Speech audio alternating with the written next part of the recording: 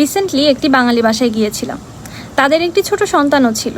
সেই শিশুটিকে প্রথম দেখাতে আমি বুঝতে পেরেছিলাম যে তার মধ্যে হাইপার অ্যাক্টিভিটি আছে, যেটা চাইল্ড ক্লায়েন্ট দেখতে গেলে আমরা প্রায়শই দেখে থাকি।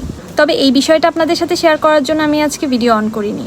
আমি আজকে ভিডিওটা অন করেছি তার মায়ের অ্যাক্টিভিটিসগুলো আপনাদেরকে বলার জন্য, যে কোন ধরনের কাজ হাইপার অ্যাক্টিভ বাচ্চাদের ক্ষেত্রে আপনারা করবেন না। এই মাটি তার সন্তানের সামনে খুব হেসে হেসে খুশির সাথে বলছিল যে তার সন্তান অনেক বেশি রাগী। তার সন্তানের যখন রাগ হয় তার মাথা ঠিক থাকে না, সে তখন অনেক কিছু ভেঙে ফেলে। এমনকি তাদের আইফোনটাও সে ভেঙে ফেলেছে। তার সন্তানের যখন রাগ হয় সে এমনকি অন্যদেরকে ঘরে প্রবেশও করতে দেয় না।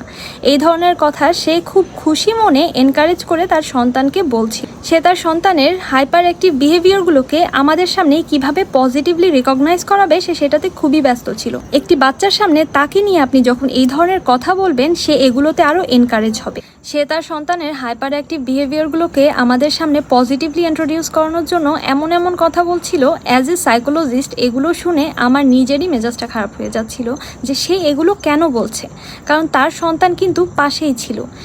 এই বিষয়টা আমার চোখে এতটাই লেগেছে, তাই আমার মনে হলো যে এই বিষয়টা নিয়ে ছোট্ট একটি ভিডিও বানাই, যেন যাদের সন্তানরা এমন হাইপার অ্যাক্টিভ তাদের মারা যেন এ থেকে সতর্ক হয়ে যেতে পারে।